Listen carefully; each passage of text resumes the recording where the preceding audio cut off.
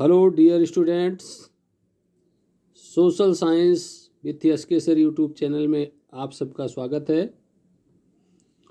आज के इस वीडियो में हम लोग कक्षा 10 का भूगोल पहला पाठ संसाधन एवं विकास से जुड़ा हुआ बहुविकल्पी प्रश्नों का अध्ययन करेंगे। आइए देखते हैं। पहला बहुविकल्पी प्रश्न है, लौह अयस्क किस प्रकार का संसाधन है? पहला विकल्प है नवीकरण योग्य, दूसरा विकल्प है प्रवाह, तीसरा विकल्प है जैव, चौथा विकल्प है अनवीकरण योग्य। तो इसका चौथा विकल्प सही है, अनवीकरण योग्य, अर्थात लौह अयस्क अनवीकरण संसाधन है। अगला प्रश्न है, ज्वारीय ऊर्जा निम्नलिखित में से किस प्रकार का संसाधन नहीं है? पहला विकल्प है पुनः पूर्ति योग्य, दूसरा विकल्प है अजैव, तीसरा विकल्प है मानवकृत, चौथा विकल्प है अचक्रीय। तो इसका जो है पहला विकल्प सही है, पुनः पूर्ति योग्य। अगला प्रश्न है, पंजाब में भूमि निम्नीकरण का निम्नलिखित में से मुख्य कारण क्या है?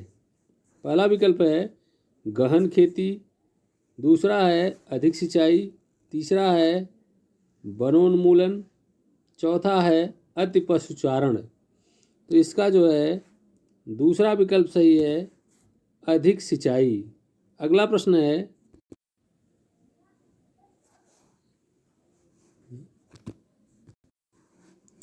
निम्नलिखित में से किस प्रांत में सीढ़ीदार खेती की जाती है? पहला विकल्प है पंजाब, दूसरा विकल्प है उत्तर प्रदेश के मैदानी क्षेत्र में, तीसरा विकल्प है हरियाणा, चौथा विकल्प है उत्तराखंड। तो इसका जो है चौथा विकल्प सही है, उत्तराखंड। अगला प्रश्न है, इनमें से किस राज्य में काली मृदा मुख्य रूप से पाई जाती है? पहला विकल्प है जम्मू और कश्मीर, दूसरा विकल्प है राजस्थान, तीसरा विकल्प है महाराष्ट्र, चौथा विकल्प है झारखंड। तो इसका जो है तीसरा विकल्प सही है, महाराष्ट्र। अगला प्रश्न है, वह राज्य जिसमें शुद्ध बोए गए क्षेत्र की दृष्टि से सबसे अधिक प्रतिशत भूमि पर खेती होती है? पहला विकल्प है पंजाब और हरियाणा, दूसरा विकल्प है उत्तर प्रदेश और बिहार, तीसरा विकल्प है बंगाल और छत्तीसगढ़, चौथा विकल्प है गुजरात और तमिलनाडु। तो इसका जो है पहला विकल्प सही है, पंजाब और हरियाणा।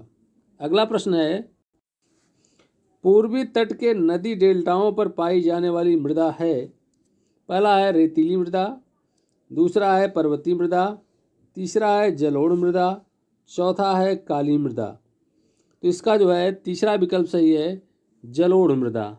अगला प्रश्न है, निम्न में से कौन सा तत्व मृदा निर्माण की प्रक्रिया को निर्धारित नहीं करता है?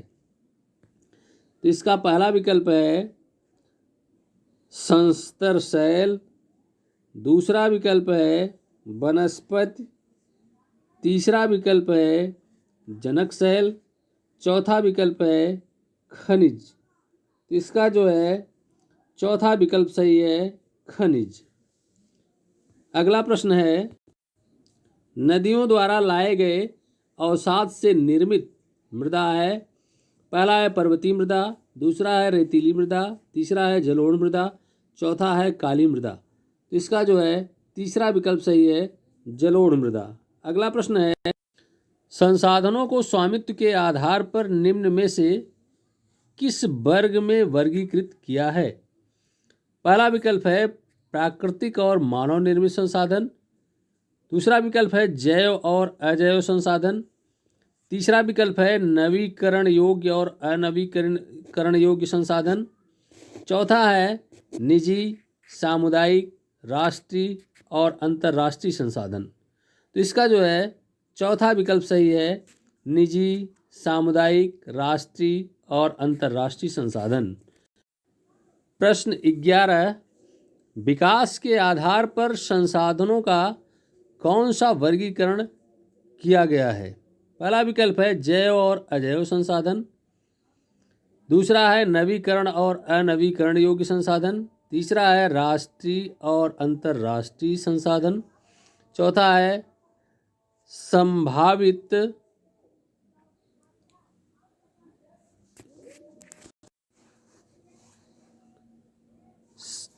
संभावी विकसित भंडार तथा संचित संसाधन। तो इसका जो है चौथा विकल्प सही है, संभावी विकसित भंडार तथा संचित संसाधन। अगला प्रश्न है, निम्न में से संसाधनों का कौन सा वर्गीकरण समाप्यता के आधार पर किया जा सकता है? पहला विकल्प है जैव और अजैव संसाधन, दूसरा विकल्प है नवीकरण योग्य और अनवीकरण योग्य संसाधन, तीसरा विकल्प है राष्ट्रीय और अंतर्राष्ट्रीय संसाधन, चौथा विकल्प है संभावी और संचित संसाधन। इसका जो है दूसरा विकल्प सही है, नवीकरण योग्य और अनवीकरण योग्य संसाधन। अगला प्रश्न है,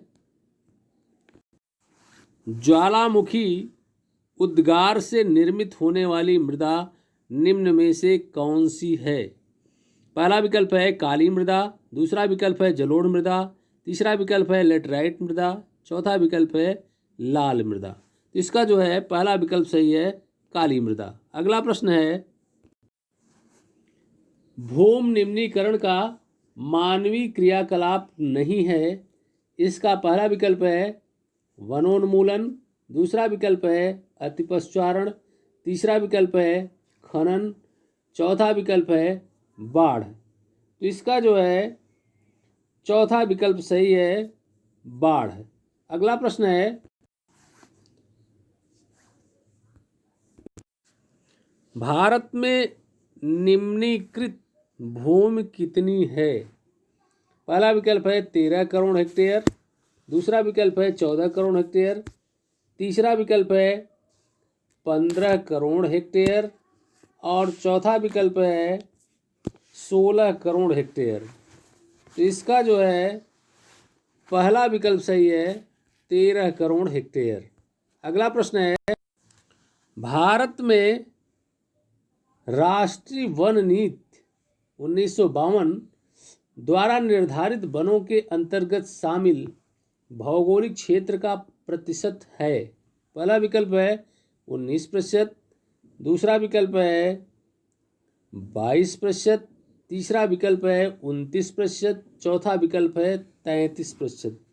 तो इसका जो है चौथा विकल्प सही है, 33%।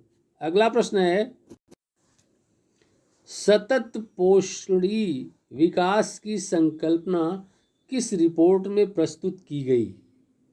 पहला विकल्प है विश्व पर्यावरण आयोग रिपोर्ट, दूसरा विकल्प है ब्रुंडटलैंड आयोग रिपोर्ट, तीसरा विकल्प है पारिस्थितिकी तंत्र आयोग, चौथा विकल्प है मुत्दा आयोग रिपोर्ट। इसका जो है दूसरा विकल्प सही है, ब्रुंडटलैंड आयोग रिपोर्ट। अगला प्रश्न है, ऐसे संसाधन जिनका सर्वेक्षण उपयोग की गुणवत्ता और मात्रा निर्धारित की जा चुकी है कहलाता है? पहला है संचित कोष, दूसरा है भंडार, तीसरा है संभावी संसाधन, चौथा है विकसित संसाधन। तो इसका जो है चौथा विकल्प सही है, विकसित संसाधन। अगला प्रश्न है, संसाधन विकास क्या है? पहला विकल्प है संसाधनों का योजनाबद्ध उपयोग करना, दूसरा है संसाधनों को राष्ट्रीय स्तर का बनाना, तीसरा है संसाधनों को उपयोग योग्य बनाना, चौथा है संसाधनों को व्यर्थ होने से रोकना। तो इसका जो है तीसरा विकल्प सही है, संसाधनों को उपयोग योग्य बनाना। अगला प्रश्न है, प्रथम अंतर्राष्ट्रीय पृथ्वी सम्मेलन कब आयोजित किया गया? इसका पहला विकल्प है रियो डी जेनेरो 1992 ईस्वी। दूसरा विकल्प है कोपेनहेगन 1997 ईस्वी। तीसरा विकल्प है साओ पालो 1999 ईस्वी। और चौथा विकल्प है टोरंटो 2000 ईस्वी। तो इसका जो है पहला विकल्प सही है रियो डी जेनेरो 1992 ईस्वी। तो इस प्रकार से आप लोगों ने देखा ये विकल्पी प्रश्न। आप इन प्रश्नों को और उनके उत्तर अपनी कॉपी में नोट करेंगे और याद करेंगे।